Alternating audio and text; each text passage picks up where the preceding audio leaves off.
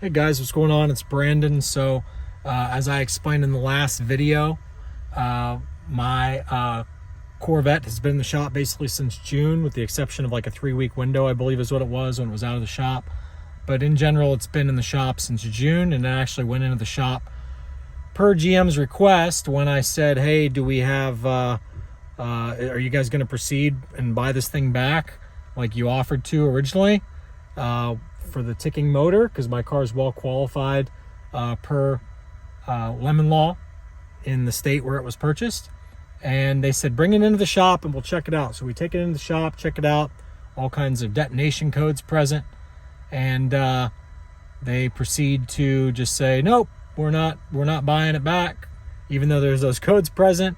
And they didn't even order a pico test to see if the engine was ticking or not. They just said, nope, we're not buying it back. So me taking it into the shop, as far as I'm concerned, was just a big game. But anyway, as I explained in the last video, that due to General Motors' desire to go down this road, this direction, this path, it's causing me to have to talk about what it's like to own a C8 Z06 and what it's like to make payments on a car that I don't have in my possession. So luckily for me, General Motors has a policy which is supposed to be non-discriminatory, and I'm about to show you here the details of that policy. Okay, and so I've scratched out my VIN number, but it's basically, this is from a GM representative. It says, Dear Brandon, we are pleased to review your request for reimbursement for the amount of car payments due to the parts delay situation on your 2023 Chevrolet Corvette. And then it says, in order to get this processed for you as quickly as possible,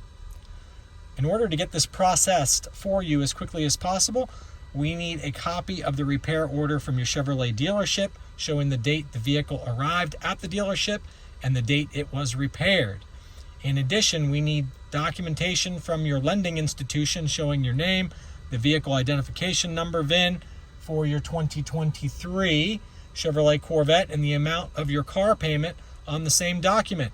If you paid cash, please send a copy of your sales record showing your name, the VIN, and the total amount paid for the vehicle. We will calculate your payment based on a 5-year loan. This is extremely important. This is actually the reason why I'm making this video. General Motors still has to make you a quote-unquote payment based on a 5-year loan had you paid cash for the car. So let's say instead of financing it, you paid $150,000 for a car outright. General Motors would owe you a calculation based off a 5-year loan on the $150,000. Lastly, we need proof of payment showing the car payment was made, which can be satisfied by submitting the front and back copy of a cashed check, a credit card receipt that identifies payee, payer, and paid amount, or bank or credit card statement that identifies payee, payer, and paid amount. For your protection, please blacken out any account numbers or other personal information.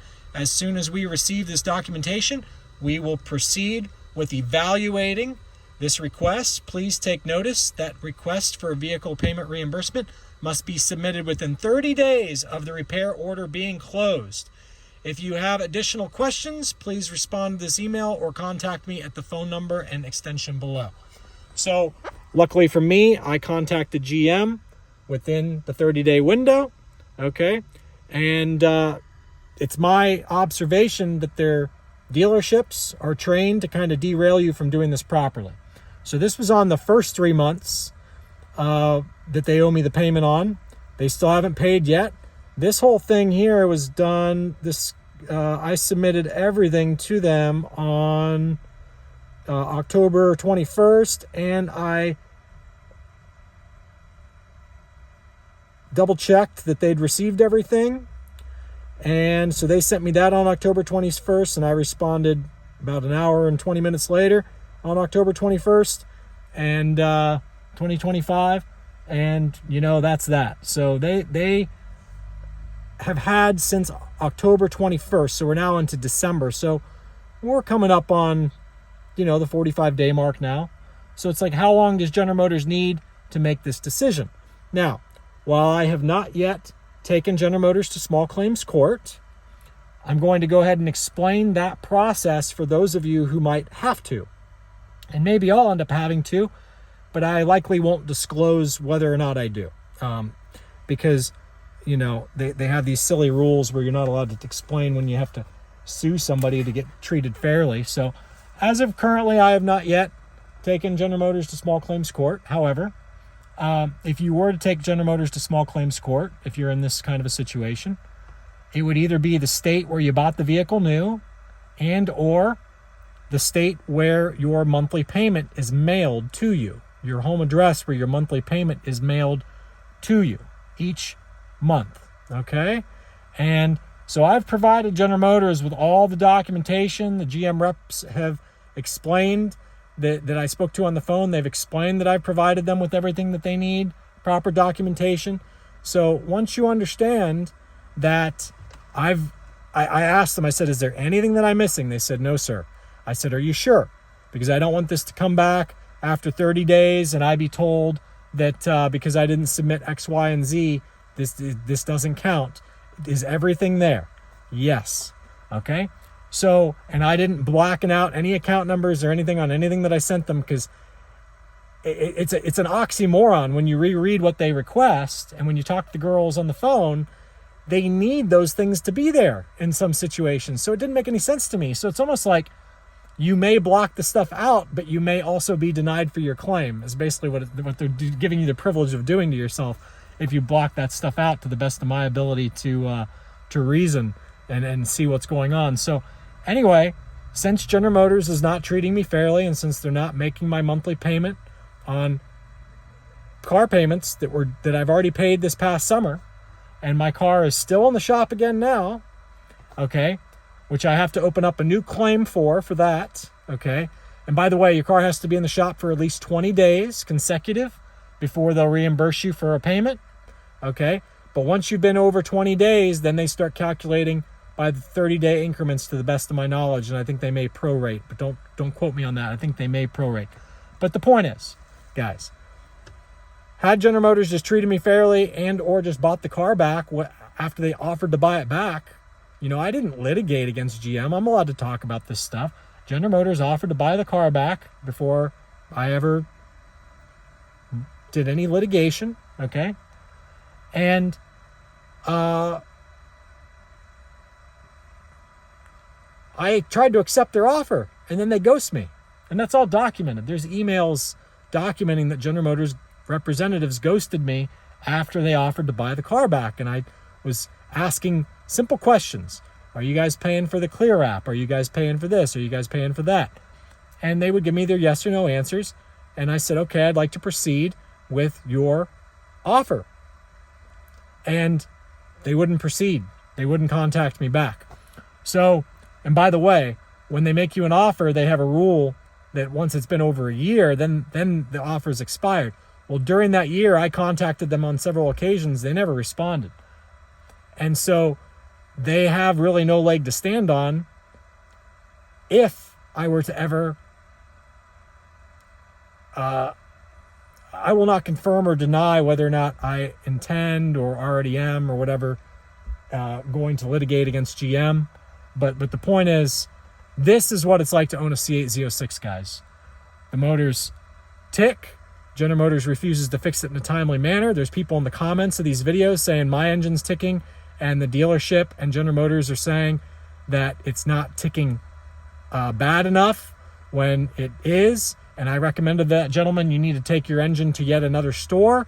Find a store that's not a GM puppet, who's willing to admit, yeah, there's something wrong here, and is willing to go back and forth with General Motors. Because see, the big excuse that General Motors gave in my situation was, oh, the Pico test wasn't hooked up properly.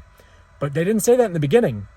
They didn't say that until after they finally got a quote-unquote positive indication from a Pico test that my engine was ticking. Then they said, oh, on the first two tests, the engine wasn't hooked up properly. The Pico test wasn't hooked up properly to the engine. So they had a blank file, effectively. And instead of admit that they had a blank file and tell the dealership, hey, you need to do it again, they just said there's no evidence that your engine is ticking. So they deceived myself and the dealership by not explaining that the test wasn't hooked up properly and to do it again. So those of you out there with ticking motors, you just got to keep going to more and more dealerships over and over and over. I hate to say it, but that's really what it comes down to. And for those of you out there saying, oh, it's no big deal, the engines are under warranty, blah, blah, blah. This engine could have easily failed, that's in my car, could have easily failed at the 62,000 mile mark, and I would have been toast. I would have had to pay $30,000 out of pocket to get a new LT6 engine, plus labor. Okay? So guys, this is not a game. This is what it's like to own a C8 Z06. Okay? There's no rules that can keep me from telling this truth. There's no rules that can keep me from telling the truth that General Motors still hasn't processed my payments yet. There's no rules that can keep me from saying that I have not been given a loaner car. There's no rules that General Motors has not processed anything on my current payments on the car to make things right. There's no rules to say that I need to stay quiet or secret about the fact that General Motors offered to buy my car back originally back in 2023, winter, of 2023, 2024, when I bought the car in like May or June. And there's no rules there's no laws. I'm not breaking any laws telling you guys these truths. These are truths. Okay?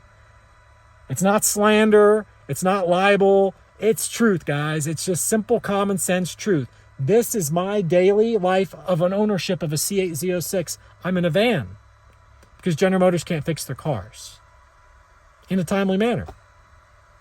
They didn't. The whole reason why my car qualified as a lemon originally and General Motors agreed that it qualified as for a buyback is because they did not adhere to the laws to stay within bounds. They went out of bounds, and according to the state where I bought the vehicle new, the car was qualified as a lemon. The GM representatives saw that on their own accord, and they made me an offer to buy the car back on their own accord. And then they ghosted me. So what it seems to me is, it seems that some higher-ups at GM are overriding the underlings who are trying to do the right things, and the higher-ups at GM are messing with me. Now understand something. I'm not saying I will, but if a person were to litigate against General Motors for lemon buyback, if a lot of states have triple damage clauses for consumer protection, consumer rights and protection acts, that's in addition to lemon law. So if a manufacturer doesn't adhere to things like lemon law and Moss Magnuson, which they're not adhering to on my car currently, they're just not doing it in a timely manner, I am being bled by these car payments. They're making me make these car payments on a car that I can't even drive, guys. I've bought another Corvette already, and I had to split the bill with a friend because I didn't have the money on this car free and clear after General Motors said that they would buy it back. So I have an open auto car loan for a big amount on a car that I can't drive. This is what it's like to own a C8 Z06, guys. Don't let the other YouTubers who don't actually drive their cars, they just sit in their garages, kid you that they have half a clue what it's like to really own a C8 Z06. They haven't gotten to this point yet. None of them are to 55, 56,000 miles yet. None of them are out of their powertrain warranties yet. None of them know what waits for them. And since General Motors can't do things correctly, hundreds, if not thousands, and eventually millions, if this ever goes viral, tens of thousands and millions, once we put together a good documentary about this whole thing, and it'll be legal. It'll all be within the confines of the law, what I have to explain. Guys, this isn't cool. This is what it's like to own a C8 Z06. See ya.